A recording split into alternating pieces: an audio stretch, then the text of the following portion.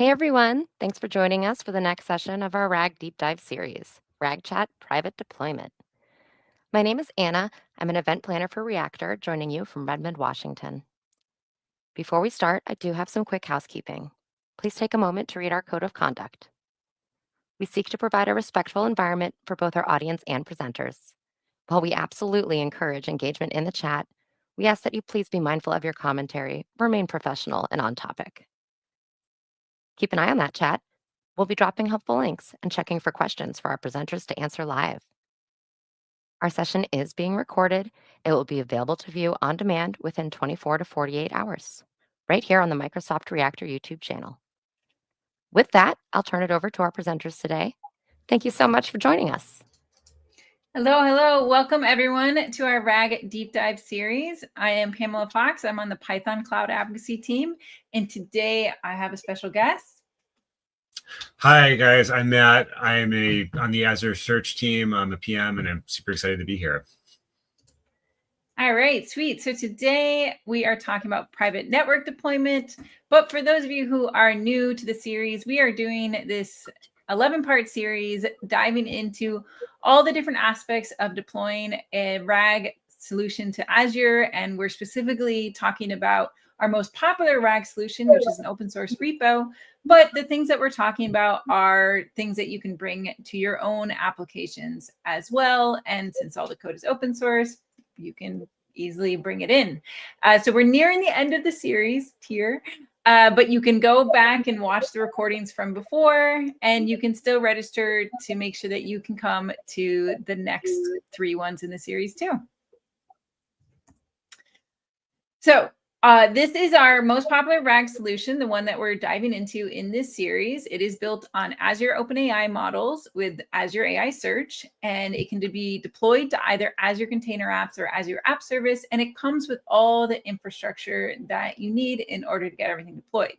It starts off as a fairly basic RAG with the standard features, but then there's tons of optional features that you can enable that we've been talking about through this series, like multimedia and vision integration and optional user login and data access control.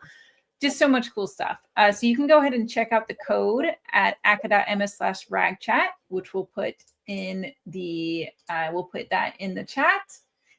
And then you can also check out a public demo of it. If you go to aka.ms/ragchat/demo, this is a public-facing demo. So it's not a private network deployment, because then you wouldn't be able to access it. But it is a public-facing demo that any of you can try if you just want to get a feel for how this RAG solution works with its sample data. And this is the architecture of the RAG solution that we'll be building on today, right? So, I'm saying we host it on either Container Apps or App Service. We use Azure AI Search in order to ingest our data, in order to be able to search for matching documents to the user's question. And then we use Azure OpenAI models in order to get answers to the question. That's our basic architecture of it. So the question is, how can we take that architecture and move it into a private network so that we can have greater security? So we'll be talking about how to do that today with different configurations. We'll be discussing other Azure networking options you might want to add on for different scenarios. And then we'll be talking about how can you just enforce continuous security for your Azure deployments to make sure that you keep them up to date with security best practices. All right, and so now it is over to Matt to talk about deploying to a private network. Thanks so much for the great intro, Pamela. So yeah, let's talk about what it actually means to deploy to a private network. So when we talk about private deployments, we're actually talking about something really specific. So in Azure, we have the concept of public and private access. Public being open up to the public internet. So basically anybody with a laptop who is online can actually access your RAGChat app. There's another way, basically host applications on Azure, where it is actually in something called a virtual network. And a virtual network basically means is that only other Azure services inside that virtual network or things on the virtual network can actually access your RAGChat app. In order to do this, there's a couple of concepts we need to introduce, namely private endpoints. Think of it kind of as like if an endpoint is like a public website, a private endpoint is like a website that's private to your virtual network. Private DNS zones. Imagine you go on the web, you go to www.bing.com, you can actually look up where that website is. You're actually not able to do that in a private DNS zone. You actually have to connect to an Azure DNS server to even learn where the website is. And finally, we're going to actually talk about ways we actually get inside this virtual network, because it's great that we can secure things, not super useful if you cannot get in. There is a note of caution. We have only implemented deploying for private network on app services, but we will be adding support for that for container apps pretty soon. So next slide. So let's talk about what exactly these virtual networks are. So you can think of virtual networks as kind of like a logical container for all your Azure services. Basically, they're networked together, right? You're in RAG, you've got your search service, you've got Azure OpenAI, they're talking to each other through this app service, this container apps. They're passing these network calls. And when we are talking about being in the same virtual network, what that means is we're kind of drawing this dotted line along them, basically saying network traffic, these calls between these services that we use to run RAG, it can't go to the public internet. It's got to stay within the virtual network. This is pretty important. A lot of enterprises have a bunch of rules about their network traffic traveling over the public internet. So this is the main way you're going to meet that security guarantee. You can further subdivide these virtual networks into these even smaller boxes called subnets. They're basically virtual networks with inside a virtual network. Inside our RAGChat app, we use these extensively to kind of segment how things are deployed. So great to look at a high-level diagram, but diagrams are not something you can deploy. We typically use Bicep, which is a configuration language for Azure. Think of it as just kind of a way to basically say, hey, like I've got a template, I've got my RAG app, it meets this template, and I can just kind of run this one template file, changing the variables for what I want to do and deploy it. There's a couple, there was actually quite a lot of extra Bicep we had to add to support private networking. So you're going to see some of the things we talked about here, namely subnets. So if you're ever familiar with networking, you'll probably recognize this dotted notation. This is called CIDR notation, which is basically a way of specifying blocks of IP addresses. So going back to basics with networking, IP addresses, it's 4 numbers together that basically uniquely identify some kind of machine, device, whatever on a network. And in order to define a subnet, we're going to need to allocate a block of these IP addresses within a virtual network to that subnet. We also need to introduce the concept of delegating these subnets to specific Azure services. So there's this very funny name, Microsoft.web/server farms. This is the app service kind of resource name within Azure Resource Manager. So we basically say this subnet is responsible for the app service backend. We also have other services we call the backend subnet. This is kind of other services we use to connect our RAG stuff together. So we basically delegated another subnet to basically all those services. When we don't need to delegate a subnet, it's a lot more flexible. So, but I'm not covering the whole story. If you really want the whole story, you got to read the Bicep yourself. So let's talk about now going back to DNS zones. So when you provision a website on Azure, right, you get this domain name, and that's great because you can put that domain name in the web browser, go find it immediately. Basically, you can still use that same domain name, but the way you look up that domain name to get to the IP address to actually look up the website changes a bit. You have to go to the Azure DNS servers instead of the public ones. All of this complexity of handling DNS servers is completely transparent to you when you use this Azure Bicep deployment. It takes care of everything. So a lot of the complexity of setting up DNS zones, you don't worry about at all. It is useful to know that it is happening, especially when you want to troubleshoot, like, hey, why can't I look up this domain name? You have to remember, oh, that's because the domain name is not actually public. I have to be on my virtual network. I have to access my DNS server that knows about my website, my RAG app, to actually get to it. So there's another concept here called the private endpoint. And you can think of private endpoints as this kind of service in Azure that allows you to, quote unquote, hole punch into virtual networks. So what I mean by that is there's lots of services in Azure, like Azure OpenAI, that you technically cannot directly add into a virtual network. What you do instead is you create a private endpoint that you add to the subnet, and this private endpoint represents that service. So when I create a private endpoint to my Azure OpenAI service, what I'm doing is I'm creating a private connection between Azure OpenAI, which has very complicated networking hosting, but you don't really need to know anything about it. All you need to know is that if I create this private endpoint to Azure OpenAI, I create a secure connection between my subnet and Azure OpenAI, and all the network traffic traveling over that private endpoint is guaranteed to stay within Azure data centers. It's guaranteed to stay on the Microsoft global network, not travel over the public network. And you're going to be able to meet all the security guarantees of your enterprise or organization that required you to set up a private deployment in the first place. So private endpoints, they show up in the bicep. They allow us to have minimal code changes, and they really kind of connect the dots between these critical RAG services like Azure OpenAI and our virtual network that we provisioned. Creating them in Bicep is really super simple. 4 main things we need to know. We need to know what subnet we want to connect them to. We need to know the service ID. Service ID is the resource ID of the actual Azure resource. Group IDs is basically an identifier saying what kind of Azure service is it. Is it Azure OpenAI? Is it Azure AI Search? Is it App Service? Is it something else? And finally, we need to connect it to this DNS server to basically take care of the DNS magic that we need to make virtual networks just work.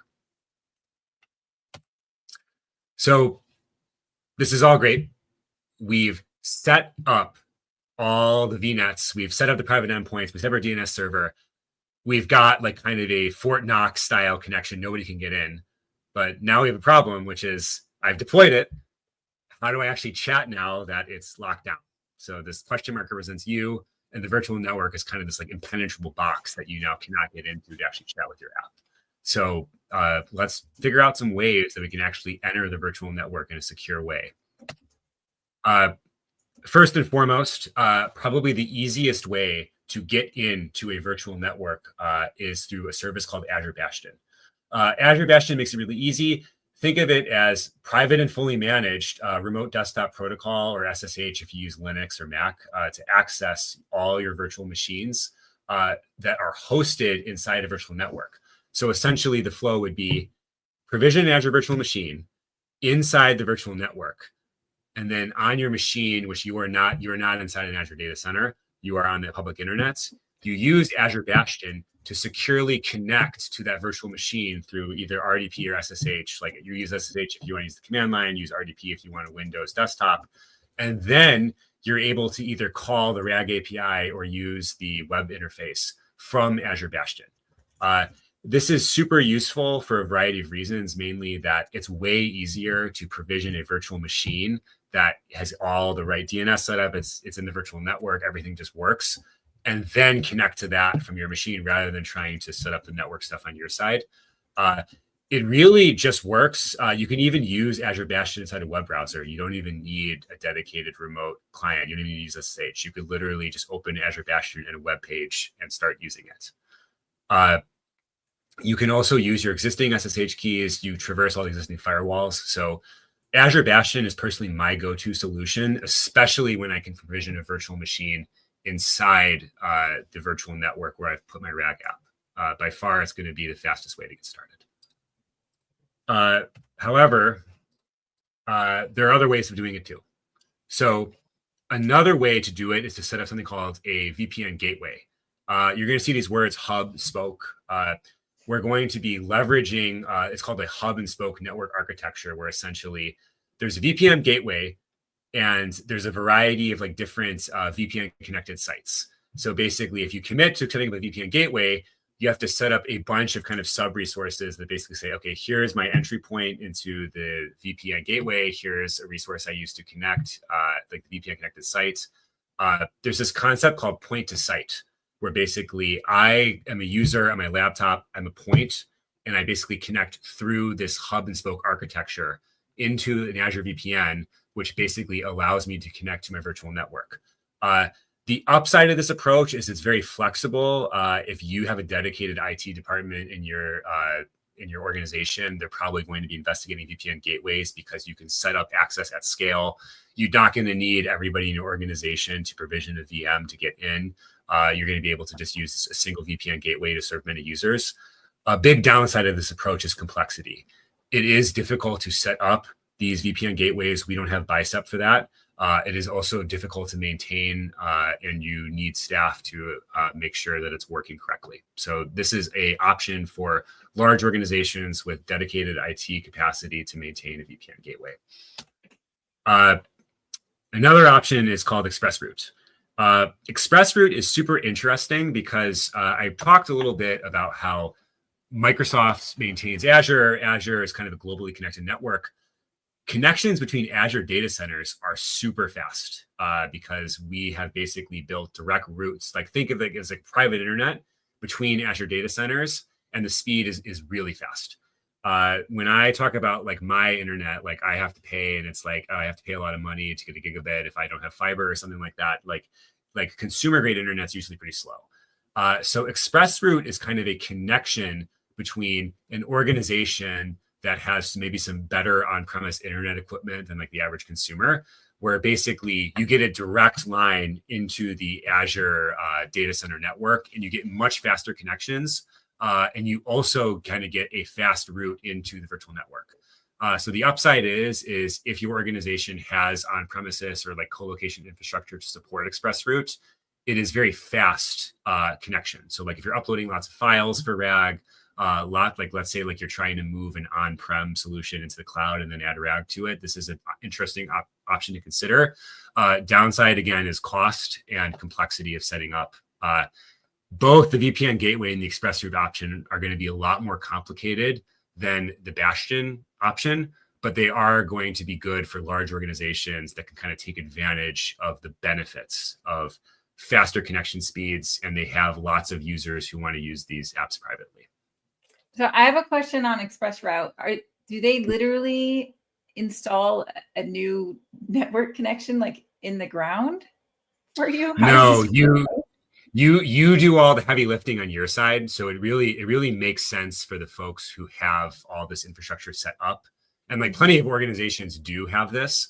I think when you have this, ExpressRoute makes a lot of sense. But like for small organizations or like just a dev working on a RAG app, I wouldn't reach for ExpressRoute as your first route. We're listing it for sake of completeness. But I think large organizations that have a need, as you mentioned, like you have these ExpressRoute partners. ISPs basically on board to the ExpressRoute program. So there's a lot of prerequisites for kind of getting the most out of ExpressRoute that are hard to meet for like someone like me who like, I have home internet, I have Comcast. I would be hard pressed to get the benefits out of ExpressRoute. Let's go to the next slide. Okay, so this is all great. I have kind of the Fort Knox of Azure Virtual Network. I have all these ways to get in, Bastion being the easiest, VPN gateway and ExpressRoute being a little bit more hard. But what if my scenario is just, I really want to lock down the back end. I'm fine if public internet users come into the app, but I don't want any of the private networking calls between Azure OpenAI and Azure Search to leave the virtual network boundary. That's actually really easy to do.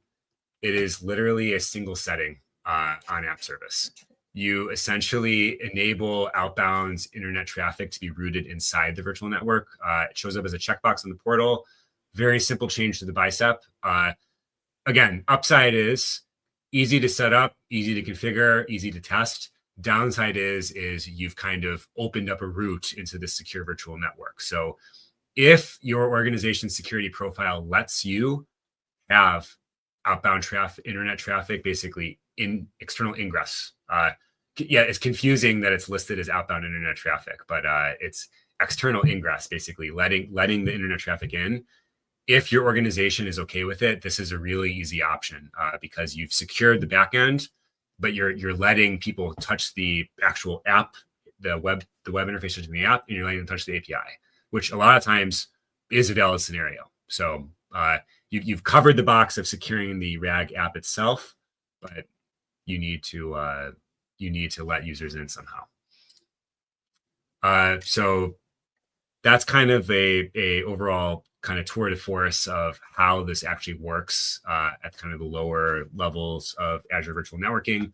The good news is we didn't change any RAG app code. We just changed infrastructure code. So it's really bicep level change, which is pretty impressive. We didn't change any RAG app code to do that. I wanted to turn it over back to Pamela to kind of talk about some more networking options we might be investigating as we go into this journey of RAG privacy. Yeah, we actually do have a couple questions that were good that we can talk about first. So one good question from Sadiq is, why isn't this the default deployment? Why did we make this the optional deployment for this repo? I can answer that. Okay, I mean, we should both this. I'll go first. So number one is cost. Unfortunately, this is not free.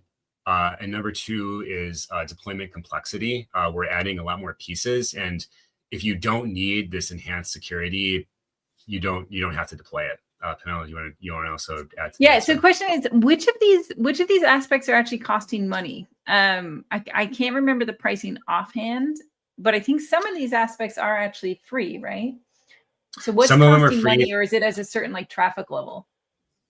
I think I have to, don't quote me. I do believe there is a cost to private endpoints. I have to double check that, but I think also all the ingress options like Azure Bastion, I don't think is free. You have to provision VMs. That's not free. VMs definitely cost, yes. Express route and VPN gateway are definitely not free. So while some of the backend security might be not free, might be free, some of the ingress stuff will cost money. So I think it's a fair question, and we can follow up on the exact costs of it. But I think the two main reasons are deployment complexity. I think number one is deployment complexity, and then cost.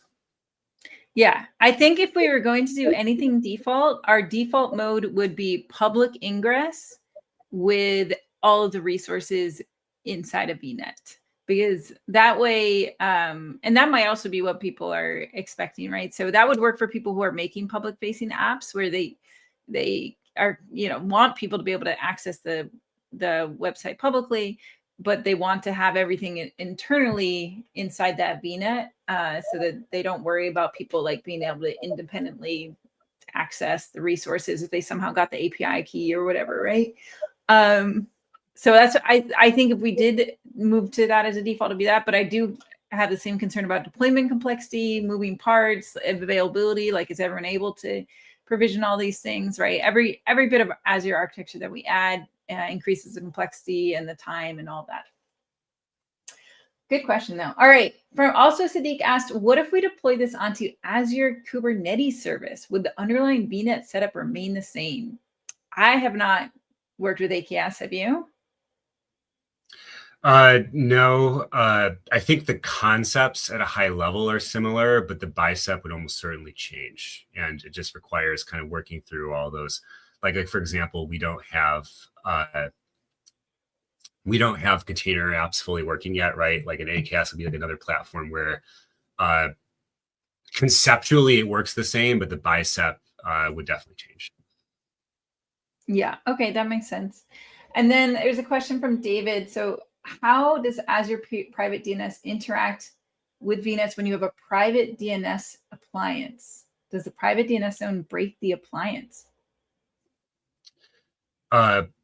So I have limited understanding of DNS appliances, but I think that if you have a DNS appliance, you need to be aware of that. And my guess would be, rather than just provisioning DNS zones the way it is in the code today, you'd have to adjust it to make sure the appliance owned the DNS zones. But again, I'm not an expert on DNS appliances, but I suspect you are correct, and you would need to change that part of the code. Mm-hmm. Okay.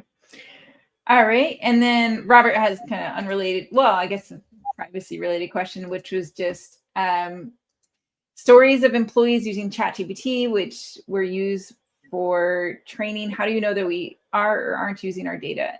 So here we're using Azure OpenAI service, which has its own terms of use. So I'll go ahead and put the terms of use into the chat so you can go ahead and check it out. There's a big note at the top of that under the important heading that says, your prompts and completions are not available to other customers, are not available to OpenAI, are not used to improve OpenAI models, are not used to train, retrain, or improve Azure OpenAI, are not used to improve any Microsoft or third-party products, et cetera, et cetera. So when you're using Azure OpenAI, it is subject to that terms of use. And I think you'll find that terms of use is protective of your data, which is important. Okay, great. All right, so let's talk about a few other networking options that we don't have in the solution yet that you might also want to consider. I mean, Azure has just so many networking options, so even this won't be comprehensive, but these are the ones that we thought most important to mention. So first, there's something called network security groups, and these are kind of like internal firewalls for your virtual network, where you can say, you say like, okay, I'm going to associate this network security group with this subnet, and you'd have security rules that say like, okay, you can only allow, HTTP on port 443 to come into this network. So you're describing like which packets can go in and out of that network. And so that gives you even more security within your network, so that if somebody did manage to get inside your VNet, but they were only able to get into one part of the VNet, they still wouldn't be able to communicate with other parts of the VNet, depending on how the NSGs are configured. So that's generally a best practice when you're using VNets, to also do NSGs. We tried to add NSGs to this solution. We had a bit of an issue with the app service, because app service actually uses a cloud-based build service. It's a Microsoft cloud-based build service called Oryx. And so that means in order to build the app, it actually has to go out to the Oryx service and then come back from that. And when we tried using the NSG, it didn't allow that. So that means the NSG worked, but it also meant we weren't able to build the app, right? So that's why we ended up not putting NSGs for the app service subnet, but we might end up putting NSGs for the container app subnet, depending. We'll have to see how that works with container registry and that stuff. I did just see there was an article today I was looking at about NSGs with container apps. So we'll definitely be looking into that with our container apps host option. And now let's talking about public facing web applications again, right? So some of you're developing applications that anyone can go to, like maybe for a government website or some sort of consumer facing application. And when you're opening yourself up to the public, you want to have another layer of protection, right? You want to protect yourself against DDoS, against spammers and trolls, and all the kind of ways you can be attacked when you have a public facing application. So you can set up a web application firewall. And the best way to do that is usually with Azure Front Door. So you say, okay, I want an Azure Front Door with a WAF, and put it in front of your website so that it can intercept all that traffic. And you can set up lots of different rules, like what you're interested in, like what sort of rate limiting, what sort of caching you want. That's another thing you can do at this layer, is caching. So there's a lot of things you can do here. So here we've got a list of them, right? So the DDoS protections, you can get bot protection. It's going to be like looking to try and detect that, oh, this looks like bot activity. Like maybe you want to block this IP, that sort of thing. So really, really helpful.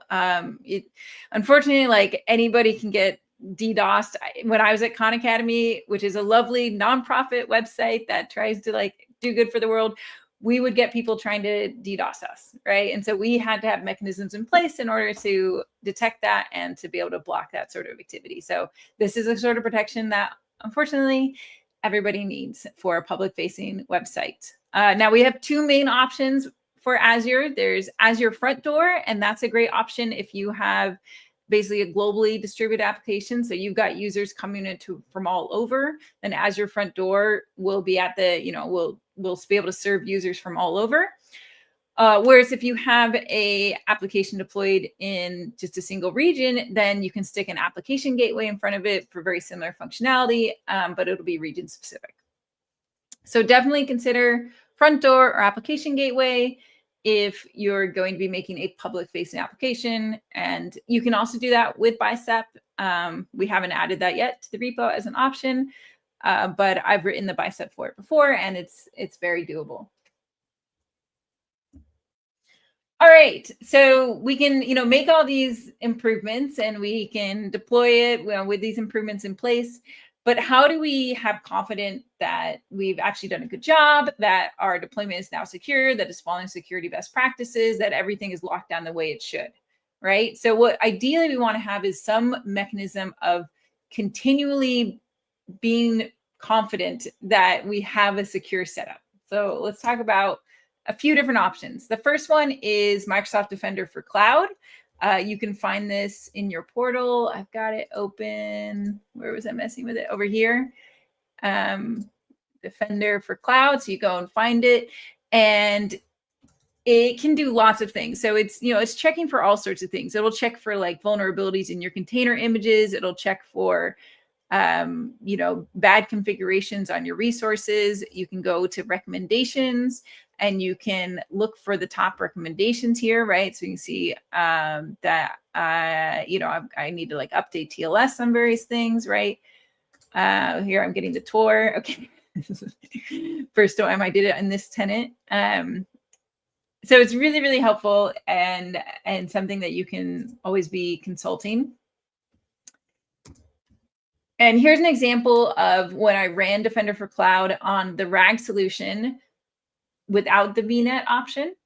And so what I saw was that I got recommendations like, you should use private link, you should restrict network access, you should use private link, you should use a VNet, right?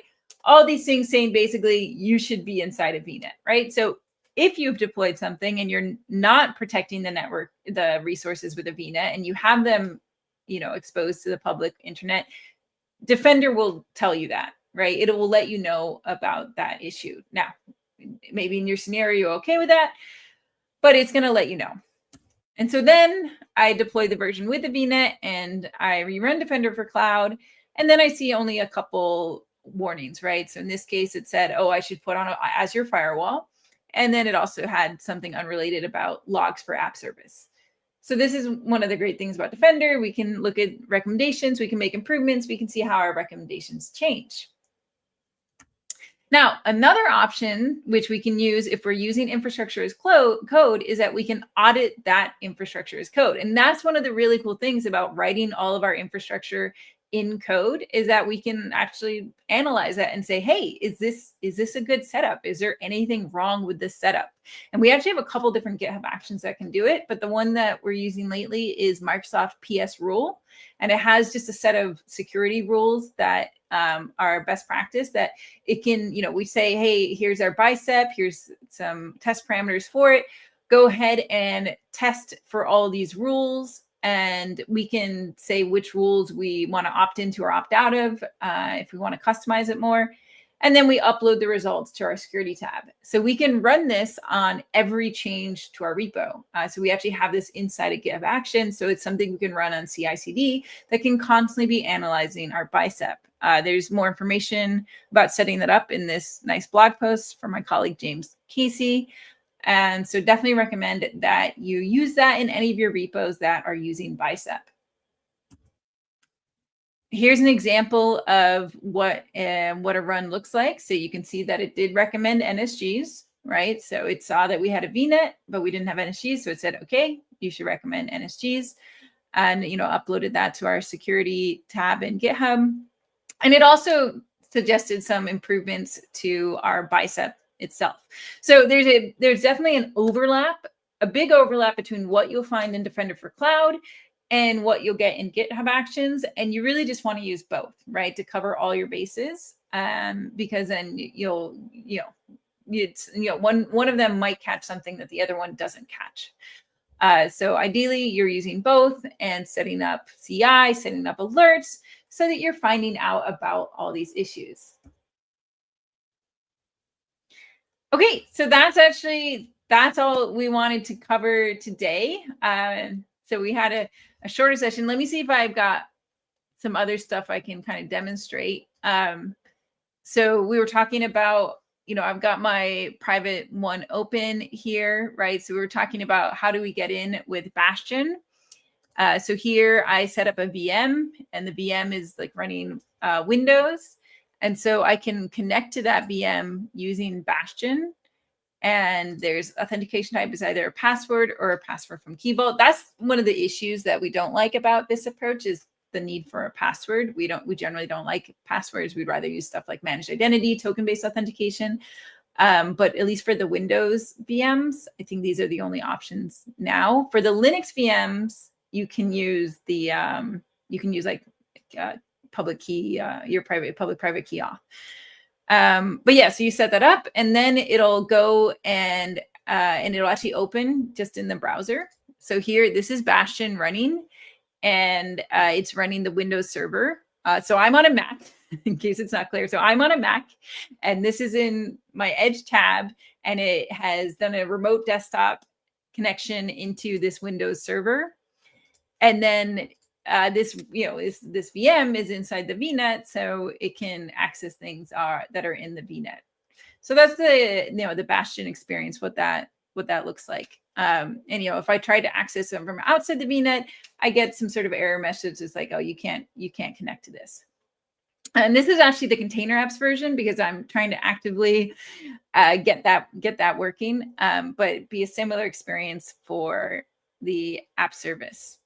And then in terms of like, if we look at just the resource group, right, we're saying like there's a bigger complexity when you are doing VNets and all that stuff, right? So if you look at this resource group, you can see there's just a lot going on in this resource group, right? We've got the private endpoints, we've got network interface, we've got the virtual network, we've got all these private DNS zones here. So there's quite a lot going on when you set up the architecture for this virtual network.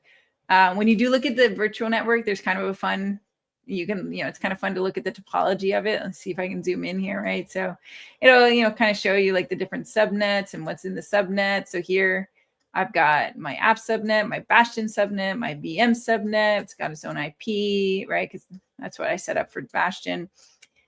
So that's kind of fun. Okay. So let's see if we have any questions. So if you have any questions, those are the main things we wanted to talk about with private network deployment.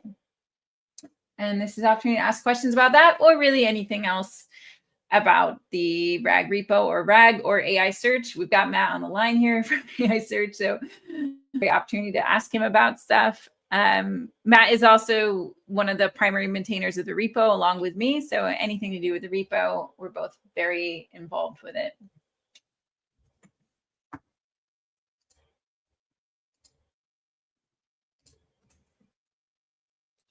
We can sit here and wait. Matt, anything you want to add? Yeah, I mean, I just want to say, like, I think it's definitely been really interesting, like, adding private network support to this repo. And like, I think the key thing I want to say is we continually improve it. So like, keep coming back. Like, we've added a lot of great functionality. Like, we added content understanding, we've added private network support. We keep maintaining it, especially as RAG is a moving target. It's not going to stay still, neither is the repo. So we hope to kind of keep hosting these sessions and teaching you guys about all the amazing things Pamela, folks, myself, everybody who's a contributor is working on. So, yeah. Awesome. Thank you, Matt. So let me talk about the next step slide as we're waiting to see if there's any more questions. But we do have 3 more streams coming up. On Monday, I'll be talking about how to evaluate the RAG solution and RAG generally. And then Wednesday, Anthony Shaw will be talking about monitoring and tracing with Azure Monitor and Application Insights and OpenTelemetry. And then the week after, Anthony will be showing how to extend the RAG flow using function calling. And he's going to be really showcasing how to use Bing search in order to be searching the web, because that was a big question that we kept getting. And so that should be a fun demo to see. So do come to those upcoming sessions. I also have office hours every week on Thursdays in Discord. So tomorrow's office hours will be at 1:30 in the AI Discord. I did have to postpone them by an hour because I have another live stream tomorrow at the usual time. So you can also come to that live stream. Let me get the link for that so we can paste that. It is not RAG.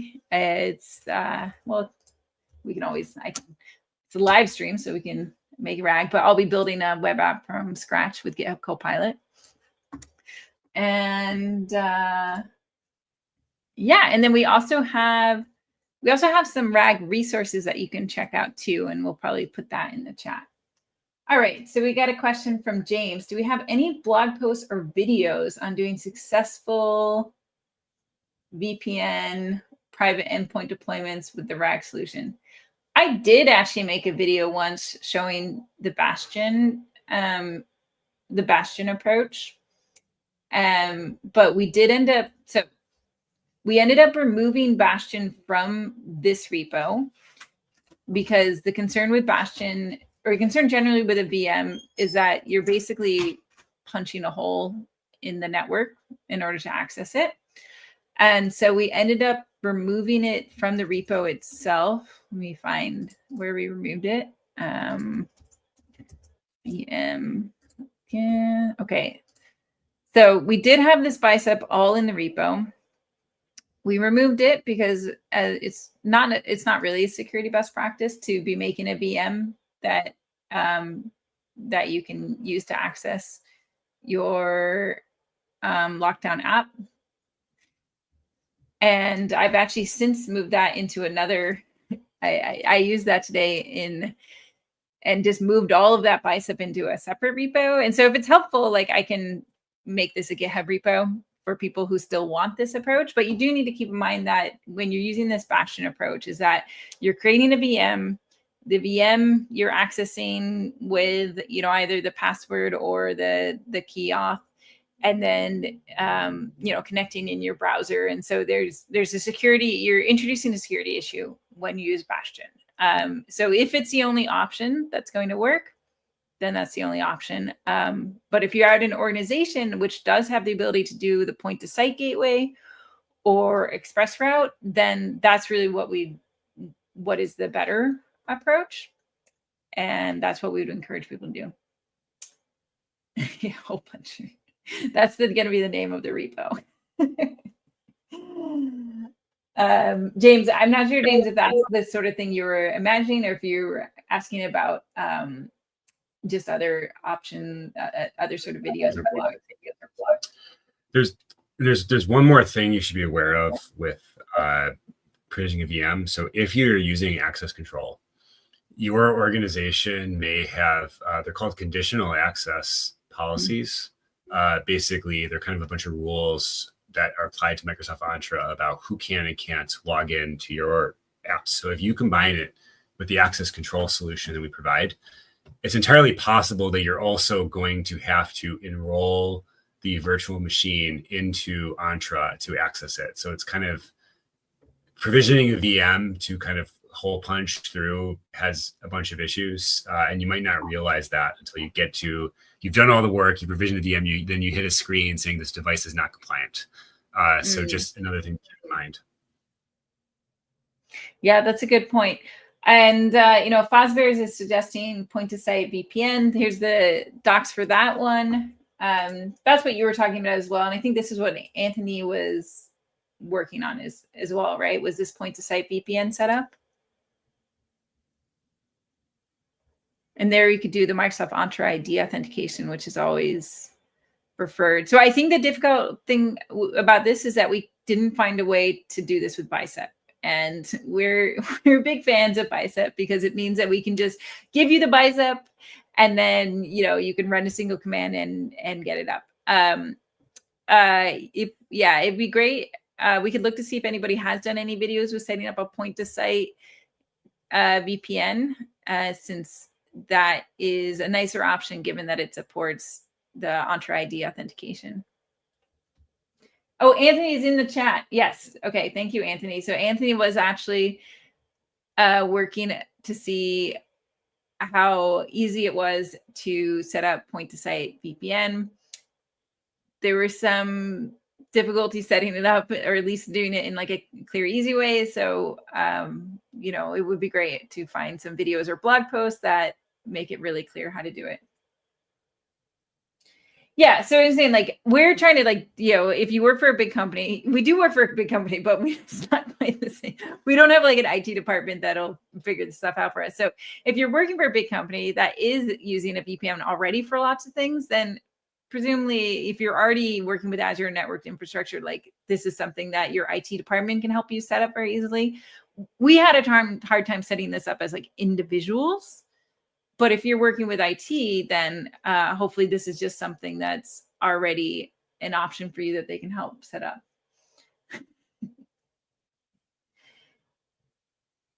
All right, James wants some help from Anthony. Okay. Yeah, this is a good takeaway that we need to figure out what easy way for an individual without an IT department to be able to develop with a completely, private network application. All right, we have a question. If public users can touch the app and query data, isn't that a security risk? It depends on your app, right? So saying like, there's some, some people are using this for like a city government website, right? And city government websites are already always public, so you'd be querying data about the city government. And in that case, having a public website, it's not a security risk, right? It's also like the way we always set up things is our application doesn't use keys behind the scenes. So we're very specific about what the app is allowed to do. So like this app is allowed to search the index, but the app isn't necessarily allowed to do anything to the index, right? So we're very specific and we say like, okay, this app can do searches and can call OpenAI, but it can't do anything in your Azure description. Sorry, we use this role-based access permissions. So that gives us more confidence when we're developing applications like this. But yeah, if it's a public-facing app, then you should be comfortable with people being able to get answers to their questions, and it would be doing entirely on public documentation.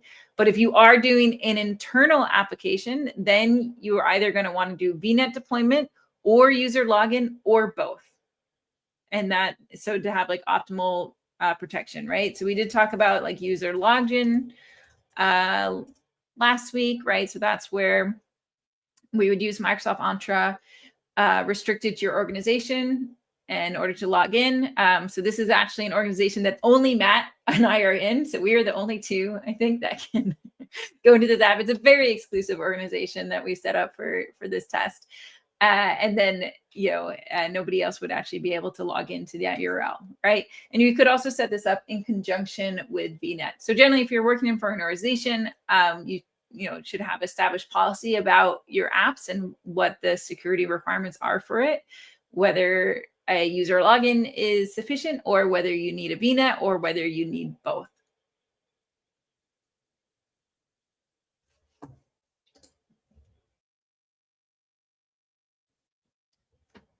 All right.